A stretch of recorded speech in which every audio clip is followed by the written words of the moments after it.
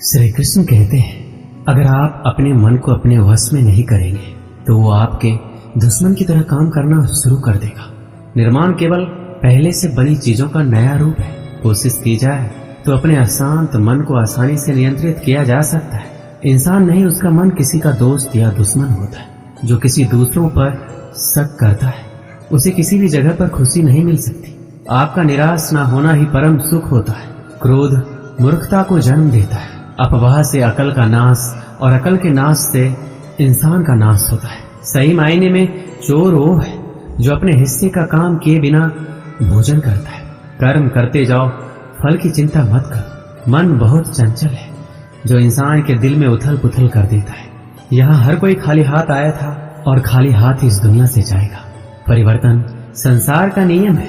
कल जो किसी और का था आज वो तुम्हारा है, कल वो किसी और का होगा। श्री कृष्ण कहते हैं, आत्मा अमर है, इसलिए मरने की चिंता मत करो। मेरा तेरा छोटा बड़ा अपना पराया मन से मिटा दो, फिर सब तुम्हारा है और तुम सबके हो। भूत और भविष्य में नहीं, जीवन तो इस पल में है, अर्थात वर्तमान का अनुभव ही जीवन है। जो मन को नियंत्रित नहीं करते उनके लिए वह शत्रु के समान कार्य करता है। खुशियों में तो सब साथ होते हैं, असल दोस्त वही है जो दुख में साथ दे। सदैव संदेह करने वाले व्यक्ति को कभी भी सुख नहीं मिल सकता। क्रोध से भ्रम पैदा होता है, भ्रम से बुद्धि व्यग्र होती है, तब तर्क नष्ट हो जाता है। जब तर्क नष्ट होता है तब व्यक्ति का पतन हो जाता है। मन अशांत हो तो उसे नियंत्रित करना कठिन है, लेकिन अभ्यास से इसे वश में किया जा सकता है। जिसे तुम अपना समझकर मग्न हो रहे हो, बस यही प्रसन्नता तुम्हारे दुखों का कारण है। श्री कृष्ण कहते हैं, जो कोई भी जिस किसी देवता का पूजा विश्वास के साथ करने की इच्छा रखता है, मैं उसका विश्वास उसी देवता में दृढ़ कर देता हूँ। भगवान प्रत्येक वस्तु में, प्रत्येक जीव में मौजूद है। मैं ही इस सृष्टि की रचना करता हूँ, मैं ही इसका पालन पोषण करता हूँ और मैं ही इस सृष्टि का विनाश करता हूँ। मैं सभी प्राणियों को जानता हूँ, सभी के भूत भविष्य और वर्तमान को जानता हूँ, लेकिन मुझे कोई नहीं जानता। जो मुझे जिस रूप में पूजता है मैं उसी रूप में उसकी पूजा का फल देता हूँ। दुनिया में इंसान को हर चीज मिल जाती है, सिर्फ अपनी गलती ही नहीं मिलती। श्री कृष्ण कहते हैं, रास्ते कभी खत्म नहीं होते, बस लोग हिम्मत हार जाते हैं। तैरना सीखना है तो पानी में उतरना ही होगा। किनारे बैठकर कोई गोताखोर नहीं बनता। हीरे को परखना है तो अंधेरे का इंतजार करो। धूप में तो कांच के टुकड़े भी चमकने लगते हैं। जिंदगी में आप कितनी बार हारे ये कोई मायने नहीं रखता, क्योंकि आप जीतने के लिए पैदा हुए हैं। जिंदगी में कठिनाइयां आए तो उदास ना होना, क्योंकि कठिन रोल अच्छे अभिनेता को ही दिए जाते हैं। अगर अंधकार से लड़ने का संकल्प कोई कर लेता है तो एक अकेला जुगनू भी सब अंधकार हर लेता है। बारिश की बूंदें भले ही छोटी हो, लेकिन उनका लगातार बरसना बड़ी नदियों का बहाव बन जाता है। वैसे ही हमारे छोटे छोटे प्रयास भी जिंदगी में बड़ा परिवर्तन ला सकते हैं। पूरे संसार में ईश्वर ने सिर्फ मनुष्य को ही मुस्कुराने का गुण दिया है। इस गुण को खोइए मत।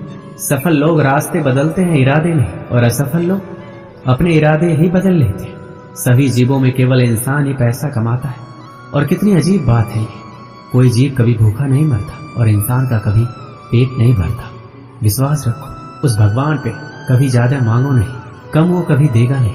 सारे सबक किताबों में नहीं मिलते, कुछ सबक जिंदगी भी सिखाती है। जिंदगी में रिस्क लेने से कभी मत डरो, या तो जीत मिलेगी या हार भी गए तो सीख मिलेगी। शानदार जिंदगी जीने के दो ही तरीके, जो पसंद है उसे हासिल करो, नहीं तो जो हासिल है उसे पसंद करो। मेरी सफलता को देखकर हैरान है बहुत लोग। किसी ने मेरे पांव के छाले नहीं देखे।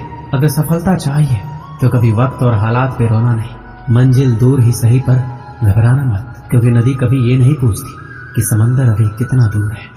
गिरते रहो, भटकते रहो, सीखते रहो, लेकिन कभी हार मत मानो। जब लोग आपकी नकल करने लगे तो समझ लेना जिंदगी में सफल हो रहे हो। कमाओ, कमाते हो, और तब तक कमाओ जब तक महंगी चीज सस्ती ना लगने लगे। सिर्फ खड़े होकर पानी देखने से आप नदी पार नहीं कर सकते।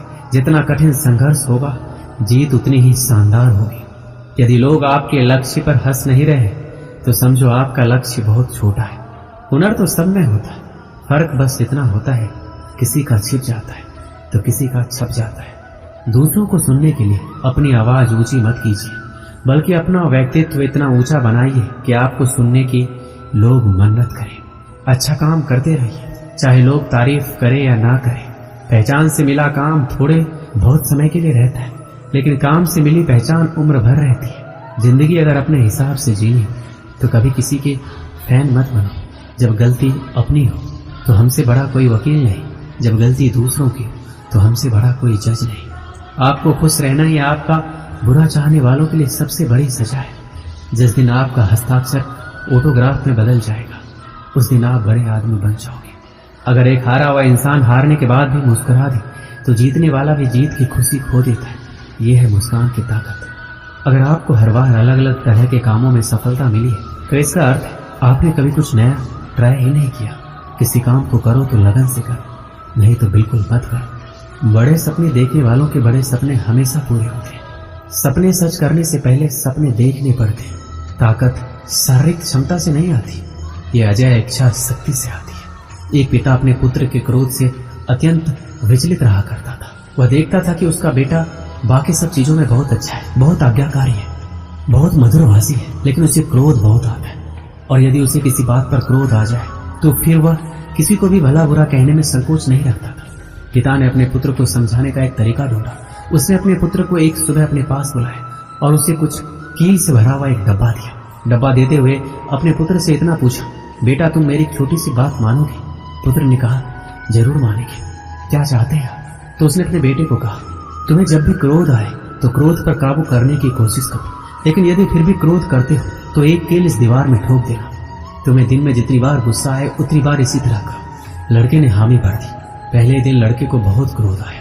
उसने दीवार में एक ही दिन में लगभग 20 के आसपास कील ठोक दी, लेकिन आगे आने वाले दिनों में दीवार पर लगने वाले कील की संख्या घटने लगी। एक दिन ऐसा भी आ गया जब उस दीवार में एक भी कील ठोकने की जरूरत नहीं पड़ी, क्योंकि लड़के ने समझ लिया था कि कील ठोकने से आसान है क्रोध को रोक लेना।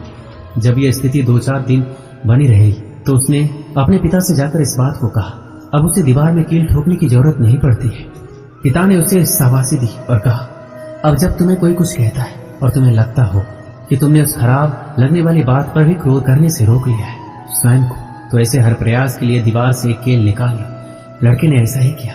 दिन बीतते गए। एक दिन ऐसा भी आ गया, बेटे ने दीवार से सारी कीलें हटा दी। फिर पिता को जाकर सारी बातें कही।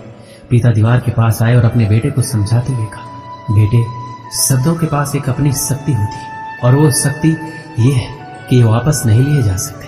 किसी को भला बुरा कहने के बाद तुम उससे लाख माफी मांग लो, लेकिन इन दीवारों में बनी सुराख की तरह घाव फिर भी बना रहता है। इसलिए किसी को भी क्रोध में कुछ बुरा कहने से बचो। बेटा अपने पिता की दी हुई सीख से गदगद हो गया। उसने आगे से अपने क्रोध और वचन पर नियंत्रित करने की प्रतिज्ञा ले ली। हमें उत्तेजना के क्षणों में किसी को भी अपशब्द तथा अप्रिय नहीं कहना चाहिए। इससे बनने वाला घाव 1000 माफी मांगने से भी नहीं भरता है। दोस्तों, सीखने की प्रक्रिया कभी खत्म नहीं होती। आदमी जीवन पर्यंत सीखता रहता है, कुछ अपने अनुभवों से, कुछ दूसरों को देखकर तथा किताबों को पढ़कर। मुझे पूरा विश्वास है इस कहानियों के माध्यम से आप जरूर कुछ सीखे होंगे। मिलते हैं अगली वीडियो में। अपना ख्याल रखिएगा। जय श्री कृष्ण।